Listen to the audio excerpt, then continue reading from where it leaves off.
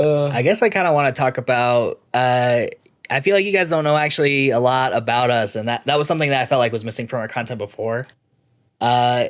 Is I like knowing you guys, and I like knowing, I don't know, about like content creators I watch. I like knowing who they are, and I kind of want to talk about who are the Millennium Duelists. Obviously, I'm Tristan, and that's Cam. Yeah. But I mean, I don't know, Cam. How did you get into Yu-Gi-Oh? You.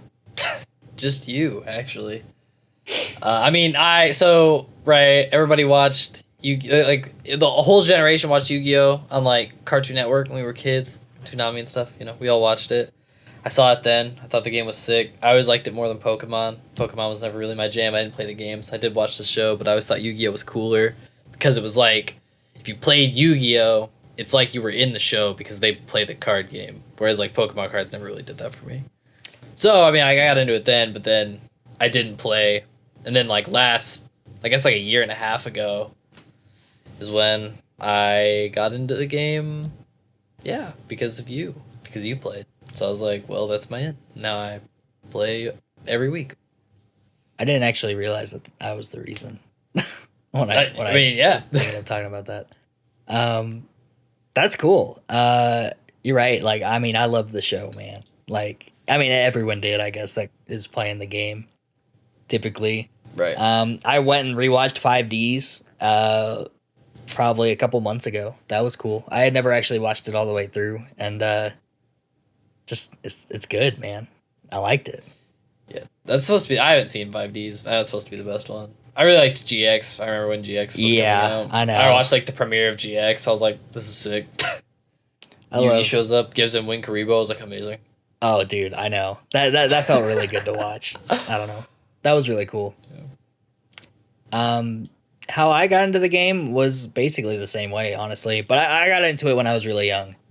So I remember buying like the collector tins from.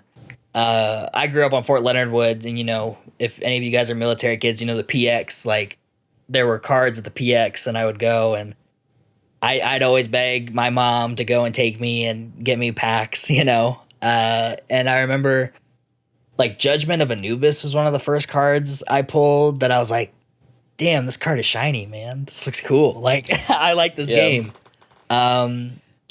Those were cool, man. Like the Dark Magician Girl tin. I think there was. I was gonna say, yeah, I had that tin and I had that card, and I wish I still had that card. Okay, so you kind of got into it back then. Yeah, right? I was say I had that was like the one big collector tin I had, and then I had like some like stuff from, you know, like the first set that came out, like Legend of Blue Eyes. Mm-hmm.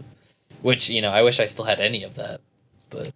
I know. Yeah, I think about all the cards that I traded away or just like gave away as like gifts to people, you know, to girls I liked on the playground. Yeah, that got like garage sailed away by like my family, you know. I'm like, cool. Yeah, you know, man, but it's sad, you know. But yeah, I picked up cards back then, and I always loved the game, and you know, I did play Playground Yu-Gi-Oh back then, but I went to my first locals when I was maybe like 11 or 12, and it was awesome. I mean, like the Yu-Gi-Oh community, especially when you're a younger kid, did feel kind of uninviting sometimes. And maybe it was just the town that I grew up in, but yeah, it was kind of like you got scammed for cards. Like, thinking back on it when I was a kid, like there were a lot of cards I traded away for nothing, you know, for stuff I was like, oh, that's cool. You're going to trade me a Dark Magician, man? Like, you know. Right, yeah. And that is kind of a problem still. You do see some people that still do stuff like that.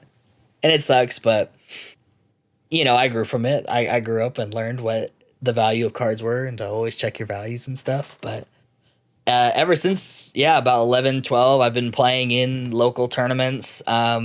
I've gone to regionals. My highest place, if you guys have seen the video on our channel, I think we had it on our page, but we didn't upload it.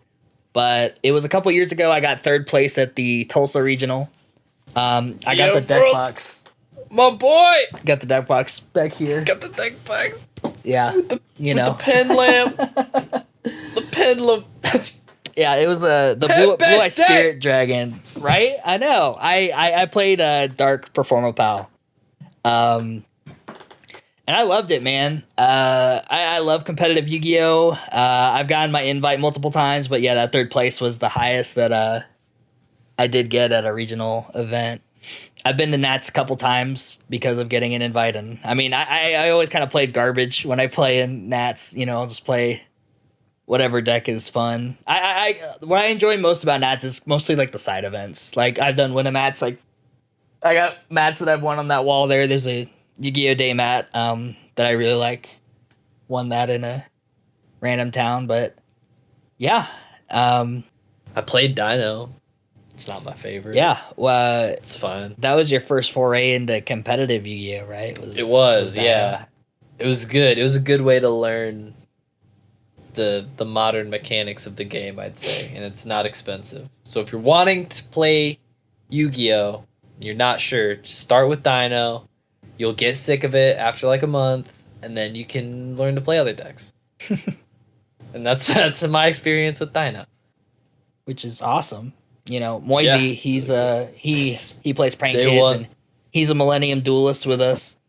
Yeah. He couldn't make this podcast. I definitely want him on the show. Maybe he will. Yeah. I don't know. I dream. I hope so. What was it? He did the Prank Kids profile, dude. He's gotta be here. He did. I wish he was here to talk about it, man. Like, Yeah, I he mean, gets that we're deck. making it sound I like he's know. dead. He's not. He's Yeah, just he's fine. You know, he's playing busy. Guilty Gear He's playing right Guilty now. Gear. Yeah, He's for sure playing Guilty Gear. Yeah. yeah. Loves Guilty I- Gear. He's I great love at that fighting game, too. games. It's a great game. I don't know.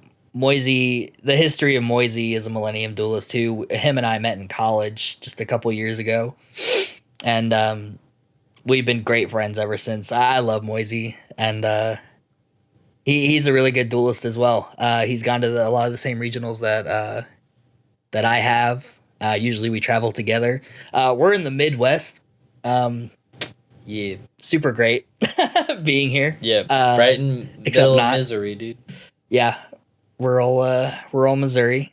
So a lot of the regions we go to, like Tulsa, Lenexa,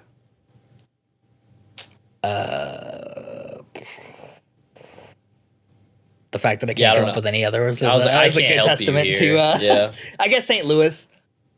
Okay. I was like, I can't help you here. I've been to I St. was Louis like I- once or twice, but having- shout out to Danny. He's another duelist with Yes. us. Great duelist. Crazy. He's playing Virtual World right now. And it's cool seeing Virtual World still do stuff.